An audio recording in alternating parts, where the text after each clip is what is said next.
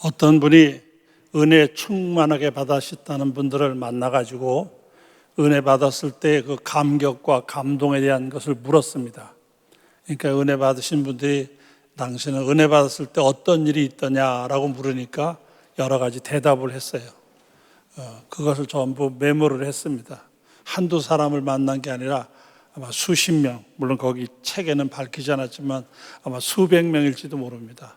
많은 사람을 만나가지고 은혜 받았을 때 어떤 일이 있었는지를 불어서 대답을 적어가지고 그 대답을 적은 다음에 그 각각 대답을 전부 종합을 했어요. 종합을 해가지고 가장 많은 사람이 대답한 것을 1번, 그 다음에 2번, 3번 해가지고 세 가지를 정리를 해서 발표한 적이 있습니다. 제가 그걸 읽어보면서 느끼는 게 뭐냐면 저도 공감이 되더라고요. 아, 맞아, 그렇지 하는 공감이 돼서 잠깐 소개를 드리면, 그분이 기록한 것을 보면 제일 첫째로 은혜가 충만했을 때의 첫 번째 현상이 뭐냐면 말과 글로 표현할 수 없는 기쁨이 있다, 이렇게 되어 있어요. 은혜 받으면 큰 기쁨이 있습니다. 이것은 설명할 수 있는 게 아니고 경험되어야만 알 수 있는 것입니다. 그래서 이 은혜가 충만한 사람 속에는 이 세상의 어느 것으로도 비교할 수 없는 놀라운 기쁨을 가지게 돼요. 정말 이건 설명이 안 되는 그런 큰 기쁨이 우리 안에 역사하시는 것을 경험할 수 있습니다. 저도 제가 은혜를 받고 너무너무 기뻐서 어쩔 줄을 몰라 할 때인데, 제가 그때 산에 기도하러 올라간 적이 있습니다. 제법 높은 산이었습니다. 산에 올라가서 기도하려고 했다가 제가 산 위에 서서 이렇게 보니까 저 밑으로 소나무 밭이 이렇게 쫙 퍼져 있었어요. 근데 갑자기 저도 모르게 그 큰 기쁨, 감동이 일어나면서 그 소나무 밭을 향해서 제가 설교를 하게 됐어요. 제가 그땐 목사가 된 것도 아니고 그냥 평신도 때 은혜 받았는데 너무 감동해가지고 그 소나무 밭을 바라보면서 이렇게 외쳤습니다.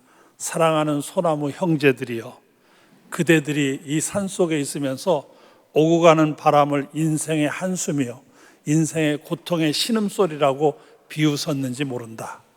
어제까지는 내가 그 말을 인정하고 나도 그렇게 생각했다. 그러나 은혜 받은다면 아니다. 은혜를 받은 이 기쁨은 너희들은 전혀 알 수 없을 것이다. 은혜 받기 전에는 너희들이 생각처럼 나도 오고 가는 바람이 인생의 한숨이요, 고통의 신음소리라고 내가 인정을 한다. 하지만 은혜 받은 사람이 가지고 있는 이 감격은 너는 전혀 모를 것이다. 이렇게 제가 소나무들을 향해서 설교한 적이 있어요. 물론 알아들었는지는 모르지만 하여간 그렇게 나도 모르게 막 감동이 나오면서 그 소나무 밭을 바라보면서 소나무 형제들이여 그러면서 한번 외쳐본 적이 있었습니다. 아마 누가 옆에서 봤으면 좀 이상하게 봤겠지만은 하여간 저는 그때 너무 감격스러워서 그랬던 적이 있어요. 말과 글로 표현할 수 없는 큰 기쁨이 우리 안에 역사하게 됩니다. 그 다음에 두 번째는 우리의 생각이 긍정적이고 적극적이 됩니다. 우리가 살아가는 세상에는 긍정적이기보다는 부정적인 게 많고 적극적이보다는 우리를 움츠리게 해서 소극적이 되게 하는 현상이 많습니다. 우리의 삶의 현장을 보면 우리가 원하는 대로 되는 것도 아니고 우리가 도전했다고 꼭 성공하는 것도 아닙니다. 점점 위축되게 하고 그래서 우리를 부정적이 되게 하고 이 소극적이 되게 합니다. 그런데 우리 안에 은혜가 임하시게 되는 순간 우리의 삶이 완전히 달라지게 되죠. 왜? 우리는 전능하사 천지를 만드신 하나님을 믿게 돼요. 그리고 그 하나님이 내 아버지가 되심을 믿게 돼요. 그런데 놀라운 것은 그 하나님이 나를 사랑하신다는 걸 믿게 돼요. 그가 얼마나 나를 사랑하시느냐, 하나밖에 없는 외아들 예수를 나를 위해 보내주실 만큼 그렇게 나를 사랑하신다는 사실이 깨달아지고 믿어지게 되는 거예요.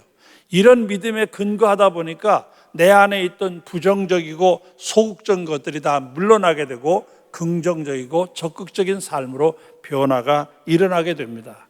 로마서 8장 31, 32절 그런즉 이 일에 대하여 우리가 무슨 말하리요? 만일 하나님이 우리를 위하시면 누가 우리를 대적하리요? 자기 아들을 아끼지 아니하시고 우리 모든 사람을 위하여 내주시니가 어찌 그 아들과 함께 모든 것을 우리에게 주시지 아니하겠느냐. 하나님이 나를 사랑하시고 나를 기억하시고 나를 위하여 하나밖에 없는 아들까지도 내놓으신다는 이 깨달음은 우리 마음속에 있는 모든 부정적이고 소극적인 것을 털어버리게 하고 긍정적이고 적극적인 삶을 갖게 만드는 거예요. 그래서 사실 은혜가 충만할 때는 이런 현상이 일어난다는 말을 동의하게 됩니다. 한 가지 더, 세 번째로는 삶의 생의 의미와 보람을 찾게 된다, 이렇게 볼 수가 있습니다. 하나님의 사랑을 경험하고 이 은혜를 충만하게 받은 사람은 그 삶을 살아가면서 뭘 발견하게 되냐면 하나님이 정말 나를 특별하게 사랑하시는구나 하는 생각을 가지게 돼요. 은혜 받은 사람은 물론 하나님이 온 인류를 사랑하시는 건 사실이지만 그럼에도 불구하고 하나님과의 관계에 깨달음이 올 때마다 하나님은 참 남다르게 나를 사랑하시는구나, 나를 특별히 사랑하시는구나 하는 감격이 늘 살아있게 돼요. 이런 감격이 뭘 생각하게 되냐면 내가 얼마나 하나님이 보시기에 특별한 존재냐 하는 걸 깨닫게 돼요. 하나님이 나를 특별하게 여기시는데 내가 나를 함부로 하지 않게 돼요. 하나님이 나를 귀하게 여기신다는 걸 깨닫게 되면 내가 얼마나 귀하게 살아야 하는지를 알게 되는 거예요. 그래서 은혜를 경험한 사람들은 자신의 삶을 함부로 내팽개치는 것이 아니라 어떻게 하면 의미 있게, 어떻게 하면 보람 있게, 어떻게 하면 값지게 살 것인가를 늘 생각하게 되는 것입니다. 그래서 은혜 받은 사람들은 이렇게 마음에 깊은 큰 감격과 기쁨이 생기게 되고 동시에 삶이 긍정적이고 적극적이 될 뿐만 아니라 자신이 얼마나 소중한 사람인지를 발견하게 됩니다. 이게 은혜 충만한 사람들에게서 발견되는 현상이라고 기록해서 보고한 걸 봤는데 제가 그 책을 읽으면서 그렇구나 하고 저도 동의를 하는 거예요. 사실 은혜 받을 때는 이런 역사가 일어나게 됩니다. 성령의 충만함을 받게 되면 그래서 우리 안에 있는 인품이 변화가 일어나는데 인품을 구성하고 있는 지, 정, 의 이것이 다 달라지게 돼요. 지라고 하는 말은 뭘 안다는 말인데 사실은 성경 말씀을 통해서 하나님을 깨달아 알게 돼요. 그래서 이런 변화가 일어납니다. 정이라는 것은 감정을 말하는데 우리 안에 하나님의 은혜를 받은 감동과 감격이 일어나게 돼요. 이 감격이 일어나게 돼요. 그 다음에 의라고 하는 것은 의지를 말하는 거예요. 결단을 의미하죠. 우리가 은혜를 받으면 더 바르게 살려고, 하나님의 뜻에 합한 사람이 되려고, 하나님이 원하시는 삶을 살려고 결단하게 됩니다.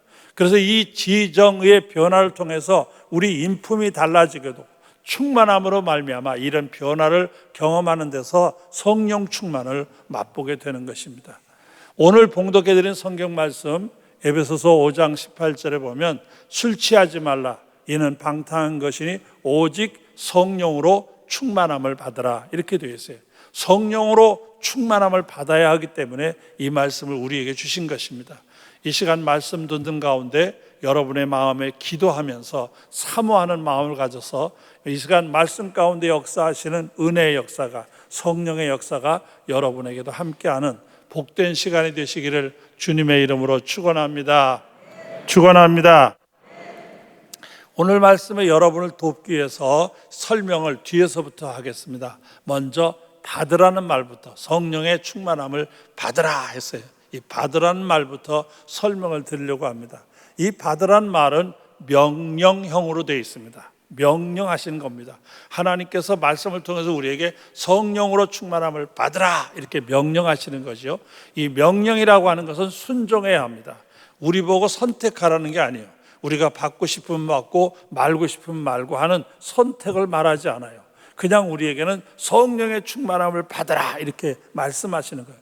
그렇기 때문에 성령으로 충만함을 받지 않으면 불순종의 죄가 되는 거예요.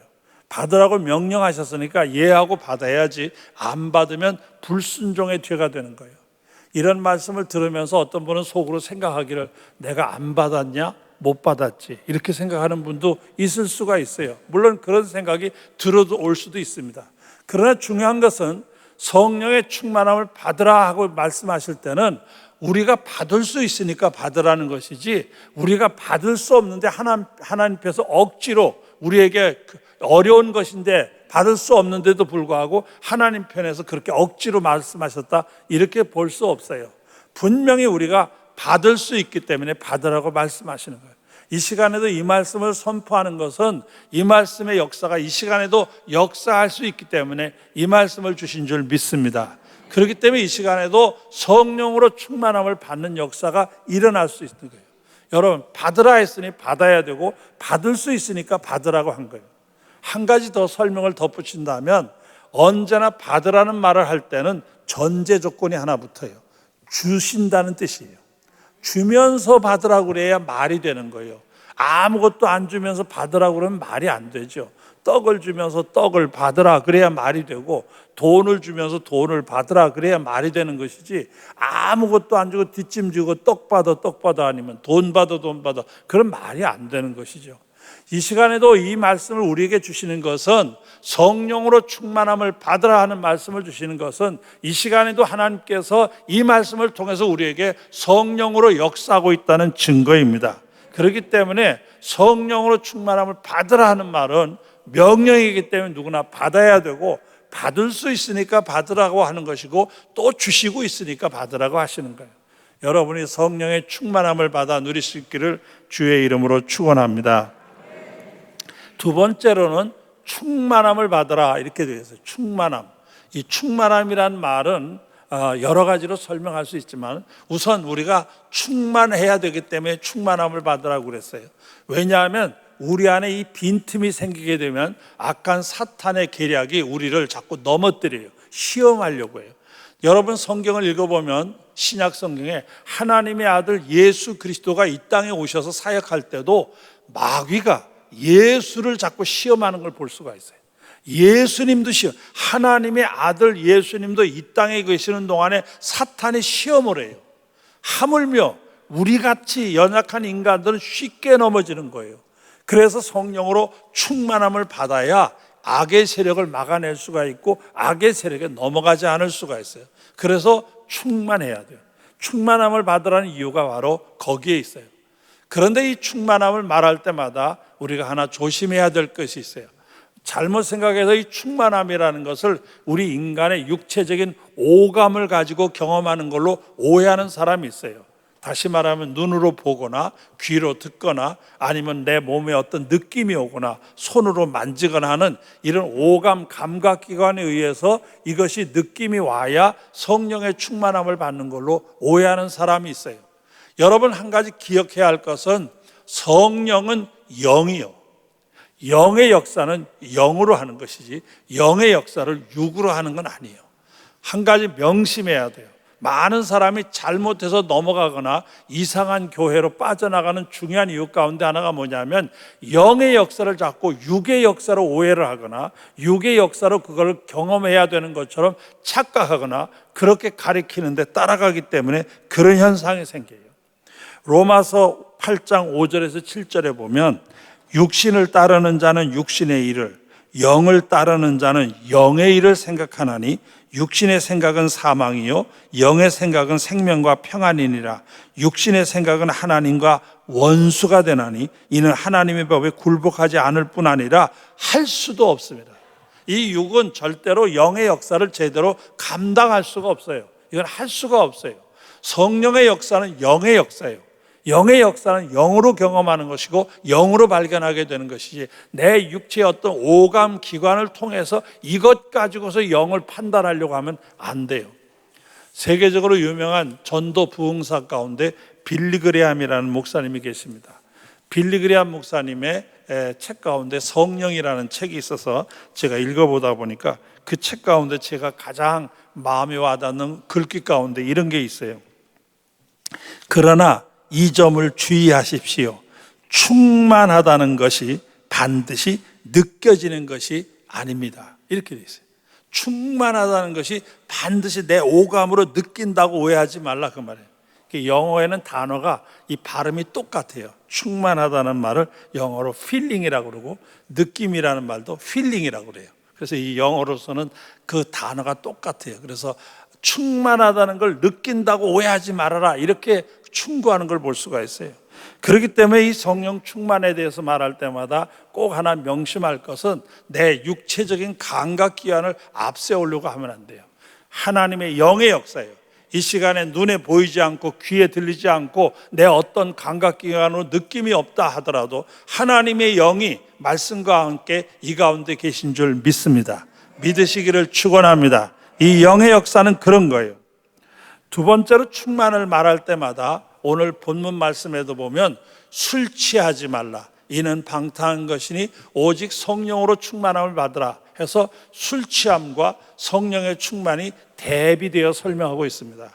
이 구절에 대해서 많은 사람들이 설명을 하는데 설명도 여러 가지가 나와요. 뭐 별의별 설명이 다 있지만 가장 많은 신학자들이 또 가장 많은 목회자들이 가장 좋아하고 그것이 건강한 설명이라고 받아들이는 설명이 있는데 저도 역시 그걸 좋아합니다만은 이 술 취함과 성령 충만을 왜 대비해서 했느냐?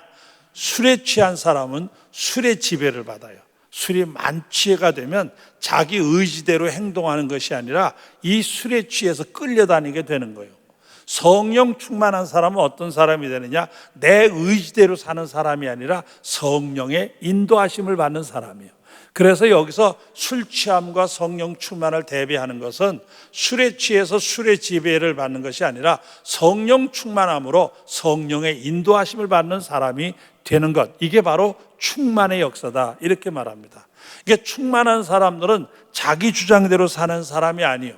자기가 원하는 대로 자기 판단대로 사는 것이 아니라 하나님이 원하시는 대로 하나님의 인도하심 따라 사는 사람입니다.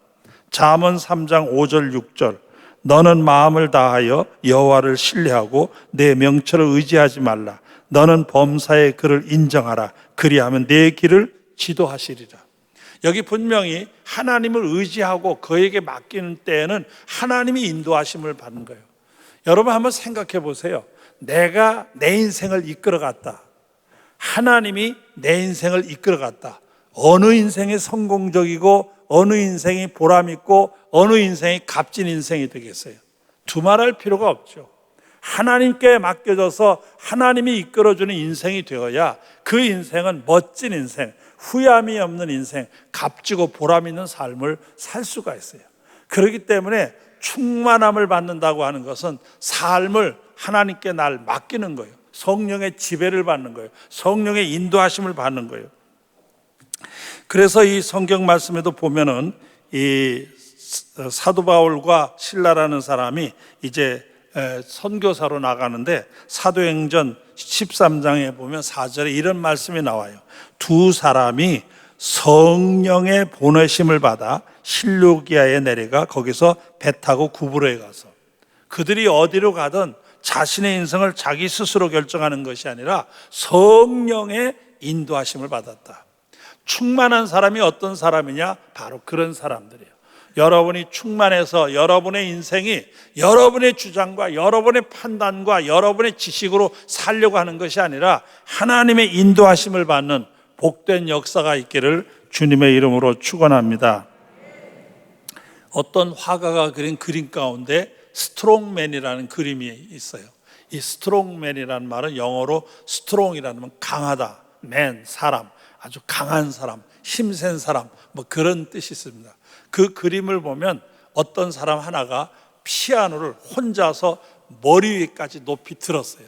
그 든 걸로 끝나는 것이나 그 든 채로 계단을 올라가는 그림이에요. 이게 얼마나 세요. 그러니까 스트롱맨이라는 이름을 붙일만 하죠. 그런데 재미있는 것은 그 그림을 자세히 보면 저 위에 옥상이 있어요. 옥상에서부터 줄이 하나 내려왔어요. 아주 강한 줄로 이 피아노를 묶어서 끌어올리는 거예요. 그리고 그 끄트머리, 줄 끄트머리에 뭐가 있냐면 크레인이 있어요. 크레인이 끌어올리고 여기서 사람이 그걸 받치고 올라가는 그림이에요. 그래서 그걸 스트롱맨이라는 이름을 붙인 거예요. 사실 인간이 불가능하죠. 거의 불가능하죠. 아무리 힘센 사람이라 하더라도 피아노를 머리 위에 들고 계단을 걸어서 올라간다는 게 그건 거의 불가능하죠. 그러나 저 위에서 크레인이 있어가지고 끈을 묶고 끌어올리면 그건 가능하잖아요. 못할 게 뭐가 있겠어요? 마찬가지예요. 우리가 인생을 살아가는 동안에 내가 도저히 안 돼요. 내 힘으로는 전혀 안 돼요. 내 판단으로는 할 수 없어요. 이건 불가능해요. 그러나 하나님이 함께 하시면 해결될 줄 믿습니다. 하나님이 이끌어가는 인생, 하나님께 맡겨진 인생, 하나님이 함께하는 인생 속에는 이런 변화의 역사가 일어날 수 있습니다. 충만함에 대해서 한 가지 더 말씀을 드리면, 오늘 이 에베소서 5장 18절 마지막에 충만함을 받으라 할 때 이 충만함이라는 단어는 헬라어 원어를 보면은 끊임없이 채워진다는 의미가 그 속에 들어있어요. 다시 말하면 여기 물통이 있어요. 양동이가 있는데 양동이에다 물을 가득 채웠다. 그리고 끝나는 게 아니라 그 말이에요. 이 말씀은 어떤 의미가 있느냐면 채워지고 또 채워지고 또는 계속 채워진다는 의미가 있어요. 다시 말하면 하나님께서 성령 충만함이라는 이 말은 늘 은혜 받는 삶을 가리키는 거예요. 어떤 한 번 은혜의 역사가 있고 끝나는 게 아니라 계속해서 은혜의 역사가 있다는 말이에요. 주일 예배에도, 찬양 예배에도, 수요일 예배에도, 새벽 제단에도 혼자 성경 읽다, 기도하다가, 길을 걸어가다가, 누구를 만나서 대화하다가, 하늘을 보고 땅을 보고 자연을 보면 내 삶의 모든 영역 속에서 함께 하시는 은혜를 발견하는 거예요.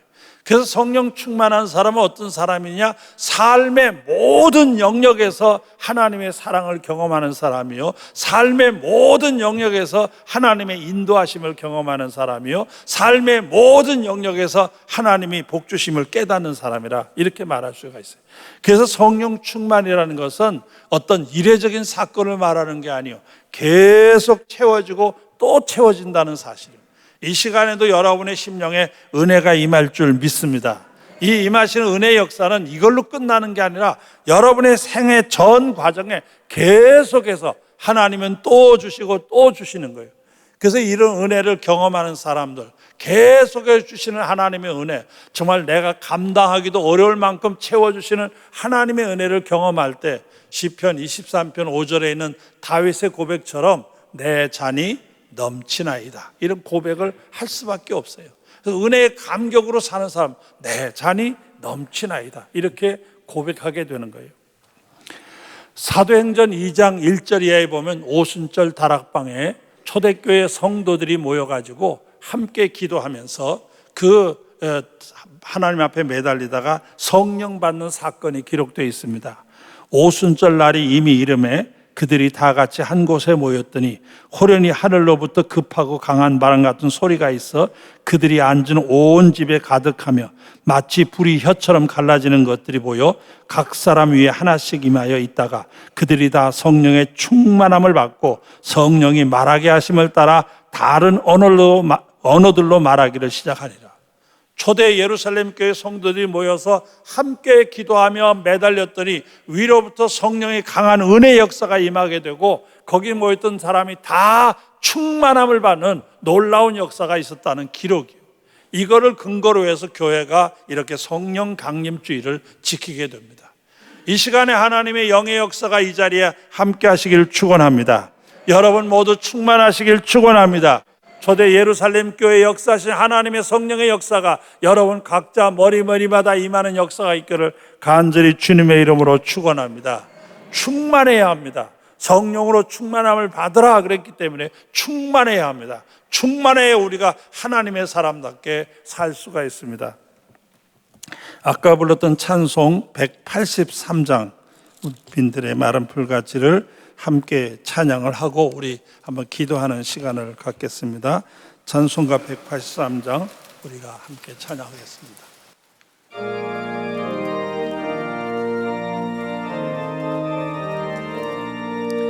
빈들의 마른 풀같이 시들은 나의 영혼 주님의 약속한 성령 내게 기다리네. 강으로 메마른 땅에 단비를 내리시듯 성령의 단비를 부어 새 생명 주옵소서. 반가운 빗소리 들려 산천이 춤을 추네. 봄비로 내리는 성령 내게도 주옵소서. 강으로 메마른 땅에 단비를 내리시듯 성령의 단비를 부어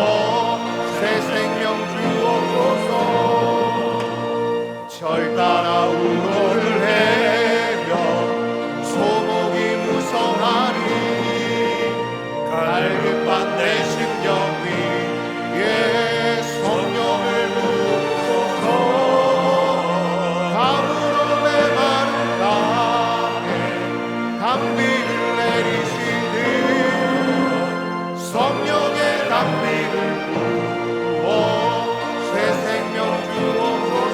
두 손을 높이 드시고 뜻이 사랑의 언약 어길 수 있사오랴.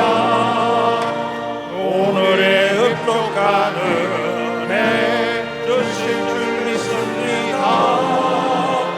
가물어 내 마른 땅에 담비를 내리시니 성령의 담비를 부어 새 생명 주옵소서.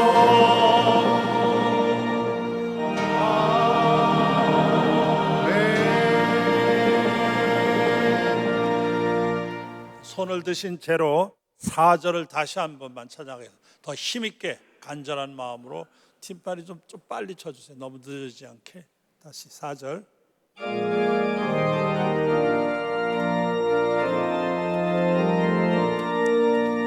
참되신 사랑의 언약 어길 수 있사오랴. 오늘의 흡족한 은혜 주실 줄 믿습니다. 아멘. 가물어 내 마른 땅에 담비를 내리시니 성령의 담비를 부어 새 생명 주옵소서. 이제 주여 한번 크게 부르신 다음에 한 5분 동안 우리 성령 충만함을 기대하며 간절한 마음으로 기도하는 시간 갖겠습니다. 주여